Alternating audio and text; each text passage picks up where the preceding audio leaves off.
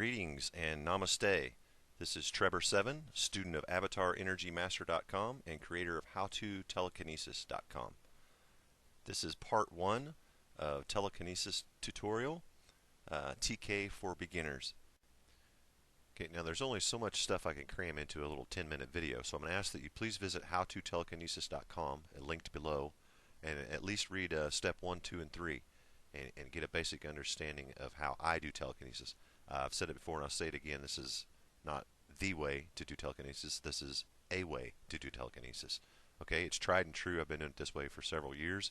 I've helped a lot of people learn how to do it, and I have confidence that you too will be doing telekinesis if you keep an open mind and follow my guidance. We'll have you moving stuff in no time. So be confident and rest assured everyone can do this. This is some brain training, just watching some telekinesis. Not only does it inspire one to learn, it trains your brain. Just watching something move without physical contact helps your brain get accustomed to the idea. So one of the things I would highly recommend to someone wanting to learn telekinesis is to watch a lot of telekinesis. There's some great movies out there like Push and Chronicle and several things. It doesn't matter if it's real or fake. Okay, we're just training our brain. For those of us who do it, we know it's real, and we can usually spot the fake stuff. But even watching the fake stuff, like I said, trains your brain, gets you accustomed to the idea. So, you saw the list of things we need. If you have some aluminum foil, go ahead and get you a chunk of that and cut out a small piece. Make it fairly small, like an inch or two, and I'll show you here in just a minute how we're going to get started with the foil. And I've skipped the typical PSI wheel or cheese spinner because everyone has probably seen that done, and basically anyone can do it. And actually you can do the cheese spinner without the use of telekinesis. So we're just going to skip right over that. We'll get into that probably in part 2, but I want to make sure that you grasp the concept of real telekinesis first. Okay, so let's get started. First step is balancing and bonding. Okay, so we got our foil and we've cut it, and what I want you to do is fold it in half. You see mine's more of a rectangular shape. Just fold it in half long ways, and then smooth it out, make a nice crease, and open it back up just like you would a book to read. Okay? Now, take note of the texture and the feel. And what I want you to do next is just examine it very closely and ensure that you've touched every single piece of that foil. Just rub your fingers up and down it, smooth it out, flick it, pluck it, whatever you got to do, just kind of get familiar with it. Then put it on the tip of your finger and balance it. And take note of the weight and the proportion and the size and every little cranny, crook and cranny and wrinkle. Just make sure you've seen and touched every single part of that. Then, as you see what I'm doing now, just kind of toss it back and forth and get used to how it looks in motion. Give her a whiff. Maybe hold it next to your ear and pluck it. Get used to that sound. You'll notice that bigger pieces of foil have a different sound, and small pieces have a higher pitched sound. All this stuff is relevant. Basically, we're just trying to be a human 3D scanner and get as much information about that piece of foil in our head as possible. Okay, so now we're going to set and test the threshold. So I want you to open the foil up just as far as you possibly can, and yet still be able to stand it up on end. And then when you do that, I want you to test it. If you're able to touch this foil without knocking it over, you need to widen it a little more. We want this as easy as possible, guys. I mean, if you blink too hard, we want that thing to fall over. Okay, we're just learning, so we want to make this as easy as possible. Okay, so get her set up. In your mind, acquire empathy. In other words, refer back to all that information you just observed about the foil. And then picture that you want the foil to fall over. And then take that intention and place it in your hands, and then project the intention of falling with your hand, just like you saw there. Now I want you to stick with pushing, but I've done one pull so people can see that it's not just air that's knocking these things over. But I want your intention to stay focused on push as we get learning, because pushing always seems to be easier to start out with. Okay, so we set it up. We acquire empathy. In other words, we imagine how it would feel to be that piece of foil. Then we imagine how it would look for that foil to fall over.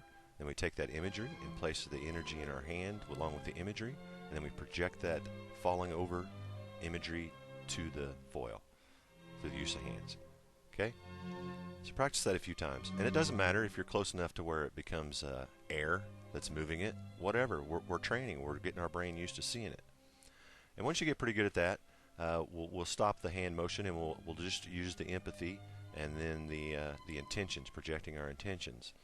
So practice, and you may notice long before it starts falling over, you may notice the foil will begin to twitch a little, or it may like a shivering motion or something when you actually fully acquire empathy. And concentrate on the empathy, guys, more so than the action of it falling over. Just imagine and remember everything about that foil, how it felt, how it smelled, how it looks, and just concentrate on the empathy. The more, when you become that foil, when you fully understand what that foil looks and feels like, it'll start to move, and it becomes easy after that. Okay, so there's some foil practice for you, and then another great one, and I found this to be very easy, was the feather. Everyone can find a feather, surely. If you live in the city, maybe you go to a park and walk through the park and you'll find one even. But start small, and then get a rock. It doesn't have to be a rock. You can use whatever you want to balance it on, but something that has sort of a flat edge on the very top, a ridge, so to speak. And then we're going to do the same thing. We acquire empathy with the feather. I like to hold it near my navel, and then I like to look it over, and I always put it on my finger and balance it, find the balance point, take note of the weight and the proportion, and make sure you've seen and touched every aspect of the feather, just like we did with the foil, and then balance it. And boy, this balancing thing, guys, this really attaches a feeling to the action when you have to find the balance point of something. So focus on how that feels to balance. And then after you get it set up, calm your mind, clear your mind, and just concentrate on what it felt like when you were balancing that feather. And like I said, as always, acquire empathy with the feather. And just think, but you don't have to think about teetering it up and down. Just think about how it feels to be balanced on there. And you'll notice that when you actually acquire true empathy with it, you don't have to do much of anything. It'll just start moving based on your empathy with it.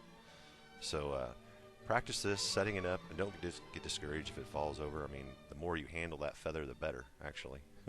So mess with this a little bit, and I think you'll be surprised at how quickly you can acquire empathy with something when you balance it. And something else I want to touch on right now, I'll have to do another video to get this all out here, but energy is a big part of this, guys. So a good time to do this is not right after you ate. If you've eaten a lot of pastas and breads and things like that you really just suck all the energy out of your body digesting the food, you won't have much external energy to work with. So it's always better to work on this on an empty stomach and when there's no distractions and not a lot of emotion or problems or anything on your mind. Don't put too much thought into it, guys. It's all about feeling. Everything we do in telekinesis is just a matter of transferring feelings to and from an object. Okay, so we don't mentally tell this feather to do anything, and the less we try, the easier it is. Really, guys, just focus on the connection. We have empathy, mindset, and energy. So if you can keep your mind in the right, if you stay in the right frame of mind, and maintain empathy, as in imagining how it feels to be whatever object you're working with, and then use your energy to project your intentions. Okay? So, and I'm dyslexic, so sometimes me doing my hand motions and things kind of gets confusing for myself and the viewers as well. So you can experiment with whatever hand motions you want, but a lot of times it's a good idea to start using some hand motions just to kind of make it more natural for you. You're used to using your hands to make things move. So, okay, after the balancing, what we're going to do is stand the feather up on end. And again, this is balancing, of course, but on a different position where we're standing up vertically. So take note of how it feels in the upright position, how it feels for the feather to move left and right. And we're going to focus on that feeling of moving that feather left and right. Okay, and if you see me turning my head, what I'm doing is getting a better view of the feather. I can't see much of the feather from the edge view, and you kind of have to have, a good lock on it visually to do this. And another thing, while we're speaking about visual, don't focus entirely intensely on just the feather. Take everything that's in your line of sight and try to keep it all evenly focused. there's actually a photo that you can use for a visual exercise or a training tool on my website. So if you please check that out and practice doing that, it really does help. Okay, I was trying to keep this under 10 minutes, so I'm going to wrap this up. In essence, there's really not that much to it. There's some things, some really key important things that you can apply to make it come together for you quicker. And visiting my website, watching people do telekinesis, and following these first few steps I've given you should get your ball rolling and give you a foundation for at least getting your first success under your belt. Because as with everything, once you do it a few times, it starts getting easier. Your questions are welcome here, or you can email me as well. And also, I'd like to ask, if you have some success, please post it. Your success is our success. And when people read that people are learning to do this, it's an inspiration and a confidence booster for others that are trying to learn. So share your questions, your comments, and your success here on this thread. And as I mentioned, this is part 1, so obviously there's going to be at least a part 2 and probably several more after that. So I'm just kind of putting this out as a feeler to see if this makes sense to people or if it's any help to someone. And I'm in the learning process myself, guys, so we can all bounce things off of each other and learn from one another. And I wish you the best of luck. I mean, my true intentions are only for you to learn telekinesis. My website is entirely free. It has no advertisements, and I'm not selling anything.